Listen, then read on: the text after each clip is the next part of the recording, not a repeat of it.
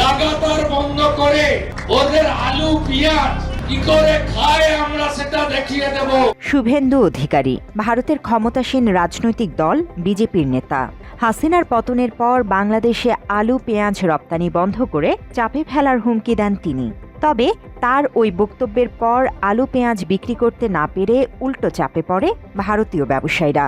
এই অবস্থায় ঢালাওভাবে রাস্তায় পড়ে থাকতে দেখা যায় ভারতের পেঁয়াজ। আলুর যা দাম কৃষকরা পাচ্ছে না, 2.5 টাকা 3 টাকা করে তারা ফসলের দাম পাচ্ছে, ফলে কৃষকের আত্মহত্যা ইতিমধ্যেই শুরু হয়ে গেছে। আজকে 15 দিন দাঁড়িয়ে থাকায় বহু ক্ষতি হচ্ছে, প্রচুর টাকা লস। এক এক গাড়িতে পাইয়ের দামে প্রায় 10 থেকে 12 লক্ষ টাকা। একইভাবে হাসিনার পতনের পর বাংলাদেশের সঙ্গে রাজনৈতিক টানাপোড়েনের মধ্যেই চাহিদা অনুযায়ী চিকিৎসা এবং পর্যটক ভিসা বন্ধ করে দেয় ভারত। ফলে পর্যটক হারিয়ে দিশেহারা হয়ে পড়ে ভারতের ব্যবসায়ীরা। ক্ষতির মুখে পড়ে দেশটির চিকিৎসা খাত। আমাদের এই এলাকা নিউ মার্কেট, বড় বাজার পুরো এসব বাংলাদেশ থেকে চলতো, ট্যুরিস্ট ভিসা থেকে চলতো।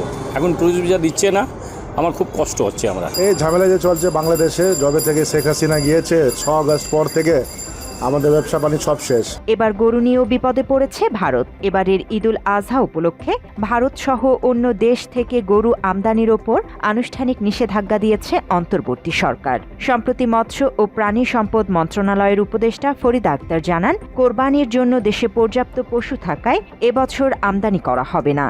পাশাপাশি দেশে অবৈধভাবে পশু প্রবেশেও কঠোরভাবে নিষেধাজ্ঞা দেন উপদেষ্টা।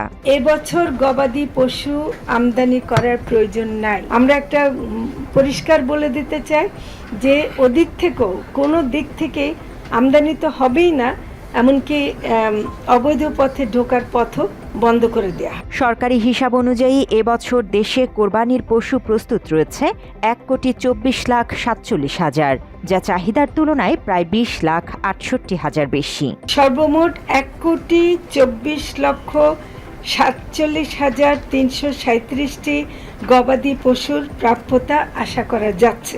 এদিকে ধর্মীয় কারণে ভারতের বেশিরভাগ রাজ্যে গরু জবাই সরাসরি নিষিদ্ধ। তাই ভারতের বহু গরু ব্যবসায়ী বাংলাদেশে গরু রপ্তানির মাধ্যমে জীবিকা নির্বাহের উপর নির্ভরশীল। তবে ভারতীয় গরু আমদানি বাংলাদেশে নিষিদ্ধ হওয়ায় ঈদুল আজহার আগে ব্যবসায়িক সংকটে পড়েছে তারা। ভারতীয় কন্টেন্ট নির্মাণকারীদের বিভিন্ন ভিডিওতে দেখা যাচ্ছে 4 থেকে 5 মণ ওজনের গরুর দাম চাওয়া হচ্ছে মাত্র 45 থেকে 50,000 টাকা। এরপরও সস্তা এই দামেও কেউ কিনছে না এসব ভারতীয় গরু। এই অবস্থায় স্থানীয়রা বলছেন, এসব গরু বাংলাদেশে রপ্তানি করা গেলে দাম পাওয়া যেত 1 থেকে 1.5 লাখ টাকা। সেই সুযোগ না থাকায় 50,000 টাকা দাম চাওয়া গরু শেষমেশ 20 থেকে 25,000 টাকায় বিক্রি করতে বাধ্য হচ্ছেন ব্যবসায়ীরা। ফলে রীতিমতো হতাশ ভারতীয়রা। জোড়া বলদের দাম চাইছে মাত্র 72,000 টাকা। কত সুন্দর বলদ। বাংলাদেশে গরু রপ্তানি করতে না পারায় সব মিলিয়েই মাথায় হাত পড়েছে ভারতীয় ব্যবসায়ীদের। জানা গেছে, রপ্তানি করতে না পারায় প্রায় 30 লাখ গরু আটকা পড়েছে দেশটির বিভিন্ন রাজ্যে। এতে হাজার হাজার কোটি টাকার লোকসানে পড়বে তারা। ভারতীয় গণমাধ্যমের তথ্য মতে পশ্চিমবঙ্গ, বিহার, আসাম, ঝাড়খণ্ড সহ বেশ কয়েকটি রাজ্যে গরু নিয়ে বিপাকে পড়েছেন সেদেশের মানুষ। ভারতে গরু জবাই নিষিদ্ধ হওয়াই যেন এখন গলার কাঁটায় পরিণত হয়েছে তাদের। বিভিন্ন ক্ষেত্রে বাংলাদেশকে বয়কট করতে যেয়ে অর্থনৈতিক ক্ষতির মুখে পড়েছে নরেন্দ্র মোদীর সরকার। মাত্র 30% টাকায় জমির মালিক হয়ে নতুন বাংলাদেশের গড়ে তোলার স্বপ্ন দেখা বাংলা বসতি।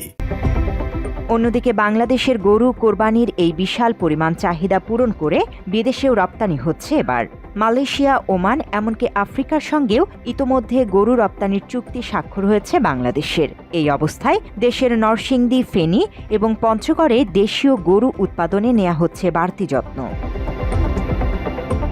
নরসিংদীতে ঈদুল আজহা উপলক্ষে 8,800 খামারে কোরবানির গরু সনাতন পদ্ধতিতে মোটা তাজাকরণ করা হয়েছে। ভুট্টা, দানাদার খাবার বা ভুসি এই সমস্ত, মানে অন্য কোনো খাবার খাওয়ায় না, ফিট টিট এগুলো দেখিনি আমি। 2 বেলা দোয়া আর গোসল, 3 বার গোসল দেই, 2 বেলা ঘর পরিষ্কার, 3 বেলা দৈনিক গরু গোসল দেওয়া হয়। জেলা প্রাণী সম্পদ বিভাগ জানিয়েছে, পর্যাপ্ত গরু উৎপাদন হওয়ায় ভোক্তার চাহিদা পূরণে সন্তুষ্ট তারা। ফলে পশু আমদানি বন্ধে সজাগ রয়েছে সরকার। আমরা আশা করছি আমাদের এই নরসিংদী জেলার যে সমস্ত গবাদি পশু লালন পালন করা হচ্ছে, এই সমস্ত গবাদি পশু দিয়ে আমাদের জেলার চাহিদা পূর্ণ হবে।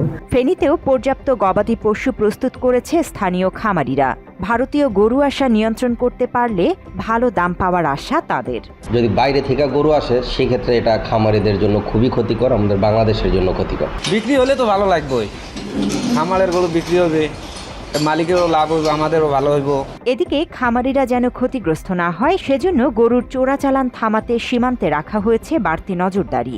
এটা একটা অবৈধ কাজ, তো আমরা এই ব্যাপারে অত্যন্ত শক্ত অবস্থানে আছি। পঞ্চগড়েও কোরবানি উপলক্ষে গরু মোটাতাজাকরণে দেশীয় খাবার ঘাস, ভুসি, খড় খাওয়াচ্ছে খামারিরা। দেশি গরু 30-35টা রাখছি, লালন পালন করতেছি। গরু মোটা তাজা করে এই ঘাস বা ভুট্টা দিয়ে এগুলা দেব, কোনো কেমিক্যাল আমরা মিশাই না। প্রতি বছরই অবৈধভাবে দেশের সীমান্ত দিয়ে গরু প্রবেশ করায় লোকসানের কবলে পড়ে প্রান্তিক খামারিরা। এই অবস্থায় এবার সীমান্তে বাড়তি নজরদারি করায় ন্যায্য মূল্য পাচ্ছে গরু ব্যবসায়ীরা। তবে সরকারের নিষেধাজ্ঞা এবং বিজেপির কড়া নজরদারি থাকা সত্ত্বেও দেশের বিভিন্ন সীমান্ত দিয়ে ভারত ও মিয়ানমার থেকে গরু চোরাচালানের প্রবণতা দেখা যাচ্ছে। বিশেষ করে লালমনিরহাট, ঠাকুরগাঁও, কুড়িগ্রাম, কুমিল্লা এবং কক্সবাজার ও বান্দরবানের সীমান্ত এলাকায় সক্রিয় হয়ে উঠেছে চোরা কারবারিদের শক্তিশালী সিন্ডিকেট। কয়টার ব্যবসা এখন যদি তাড়াতাড়ি করি তো করি, যে কয়টা কামাই হবে তাই তো থাকবেন না। যেগুলো হয় সেগুলো ভালো। এই অবস্থায় ঈদের আগে সীমান্তে আরও নজরদারি বাড়ানোর দাবি সাধারণ ব্যবসায়ীদের। পাশাপাশি ভারতের আধিপত্য রোধে সরকারের ভূমিকার প্রশংসা করেন তারা। জান্নাতুল ফেরদৌস তমা, বাংলা এডিশন।